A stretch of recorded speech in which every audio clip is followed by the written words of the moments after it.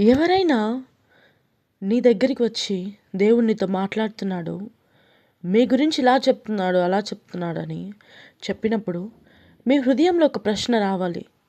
ఇది నిజంగా దేవుని స్వరమేనా? లేదా తను నాతో మాట్లాడుతున్నాడా? ఆ మనిషి నాతో మాట్లాడుతున్నాడా? తన స్వార్థమైనదా అని. ఎందుకంటే నా దేవుడు భయం ద్వారా నీతో మాట్లాడడు. నా దేవుడు నీలో ఒక గందరగోళము సృష్టించడు. ఆయన స్వరం వినిపించినప్పుడు కళ్ళల్లో నీరు వచ్చినా హృదయంలో ప్రశాంతత ఉంటుంది. ఆయన మాటల్లో బాధ పెట్టడం ఉండదు. ఆయన మాటల్లో ప్రేమ ఉంటుంది.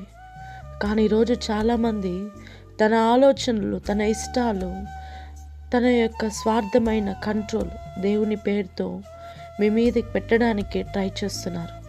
దేవుడు ఇలా చెప్పాడు, దేవుడు అలా చెప్పాడని మీ జీవితం మీద అధికారం తీసుకోవడానికి ట్రై చేస్తున్నారు. జాగ్రత్త.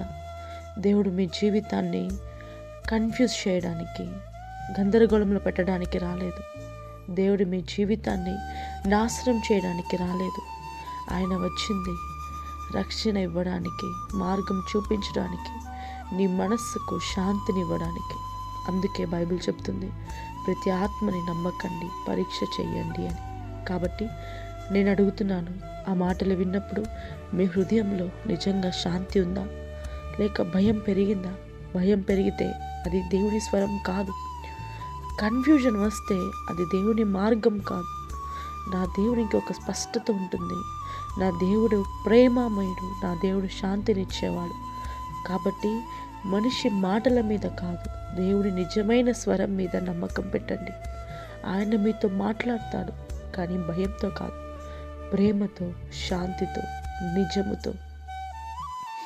షాలోమ్.